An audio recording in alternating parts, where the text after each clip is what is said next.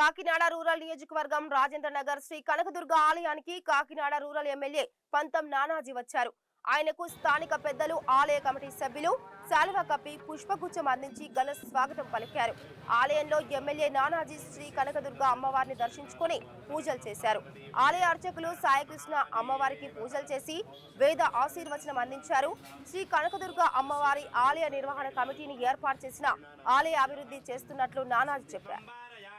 अस्मान् स्वस्य वर्गानि विस्वाः ओस्य बुद्धे बहुलान वर्वे भवादो कागितनयाय संयोः कात्यायनाय विद्महे कन्याकुमारी धीमहि तन्नो दुर्गे प्रचोदयात् ध्रुवं दे राजा वरुणो ध्रुवं देवो बृहस्पतिः ध्रुवं इन्द्रस्याग्निस्य राष्ट्रं धारयतां ध्रुवो सुमुहूर्ते सावधानः सुबलग्ने सावधानः लक्ष्मीनारायण देवताभ्यो नमो नमः।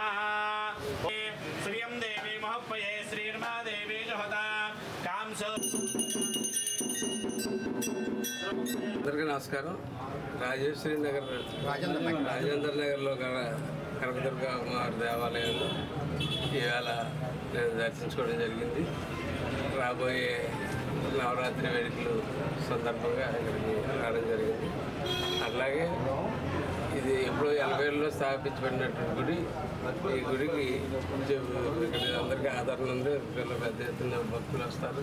అందరూ ఎప్పుడు కూడా ఇది కలకలాడుతున్నటువంటి గుడి 80 నుంచి కూడా. ఈ గుడిని త్వరలో కూడా ఎన్విరాన్మెంట్స్లో కలిపితే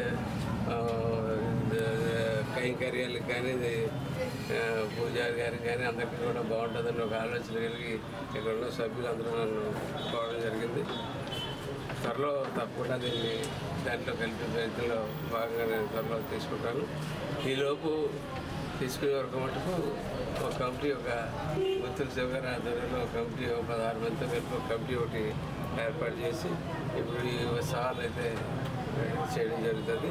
ఆ తర్వాత ఈ గుడిని పర్మనెంట్గా దాంట్లో కలిపిన తర్వాత పర్మనెంట్గా కమిటీ వేయడం జరుగుతుంది. అప్పటి వరకు ఈ కమిటీ ఆధ్వర్యంలో అందరూ పనిచేసి ఇక్కడ ఈ 80 సంవత్సరాలు, సుమారు 43 సంవత్సరాల నుంచి జరుగుతున్నటువంటి కార్యక్రమాలు యథాతథిగా జరగాలని అని ఈసారి మరింత ఉత్సాహంగా ఉండి మా అందరి చేతులు కూడా దీంట్లో పడి మరింత బాగా జరగాలని, ఈ కార్యక్రమం బాగా జరగాలని చెప్పి కోరుకుంటూ సెలవు తీసుకుంటాం.